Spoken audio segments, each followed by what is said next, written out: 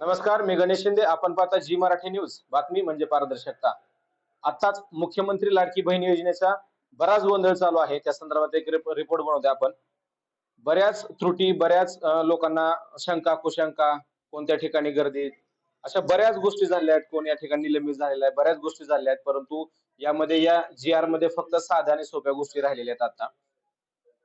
साधं सोपं म्हणजे काय, की आधार कार्ड, राशन कार्ड, शाळा सोल्याचा दाखला किंवा मतदान कार्ड, बँक पासबुक आणि एक फोटो, एवढ्या 4 ते 5 डॉक्युमेंटची फक्त गरज आहे या ठिकाणी. आणि बऱ्याच ठिकाणी तहसील कार्यालयामध्ये गर्दी करण्यात आली किंवा ग्रामपंचायतीमध्ये देखील या ठिकाणी गर्दी करण्यात आली. तर कोणत्याही ठिकाणी जाऊ नका असं स्पष्ट म्हणणं आहे. यामध्ये काही जी आर मध्ये चेंजेस झालेले आहेत. ते चेंजेस खालील प्रमाणे. पहिली मुदत होती 31 जुलै, परंतु आता 31 ऑगस्ट अशी मुदत केली आहे. त्यामुळे मुदतीत देखील वाढ करण्यात आलेली आहे.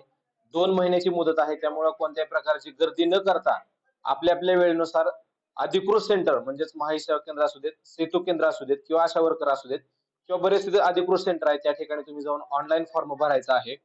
त्याची वयोमर्यादा होती पहिली 21 ते 60, परंतु ती देखील वयोमर्यादा वाढवलेली आहे. 21 ते 65 अशा ठिकाणची वयोमर्यादा वाढवण्यात केलेली आहे. पहिल्या जी आर मध्ये 5 एकर पेक्षा कमी क्षेत्र पाहिजे होतं, परंतु ती देखील अट शिथिल केलेलं आहे.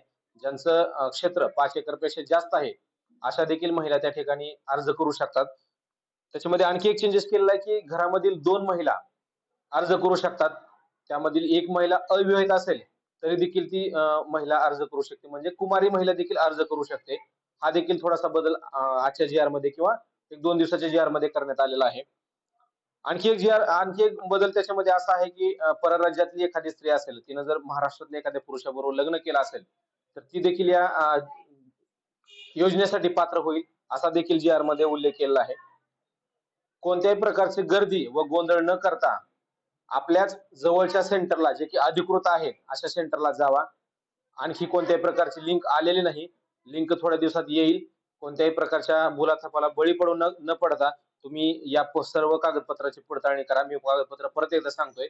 फक्त आधार कार्ड, रेशन कार्ड, शाळा सोल्याचा दाखला किंवा मतदान कार्ड, बँक पासबुक आणि एक स्वतःचा फोटो, पासपोर्ट साइज फोटो, एवढंच फक्त लागणार आहे. त्यामुळं आपल्या जवळ हे सगळं कागदपत्र घरीच असतात.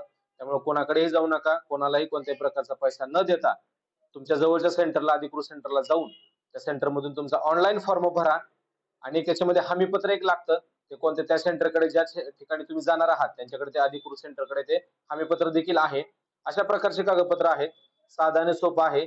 कोणत्याही प्रकारची गर्दी गोंधळ न करता, पुन्हा एकदा मी रिक्वेस्ट करतो, कोणत्याही प्रकारची गर्दी गोंधळ न करता, कोणालाही पैसा न देता तुम्ही जवळच्या अधिकृत सेंटरमध्ये हा ऑनलाईन फॉर्म भरा आणि तुमच्याकडे त्याची पोचपावती ठेवा. कॅमेरामॅन सह मी गणेश शिंदे, जी मराठी न्यूज, बार्शी.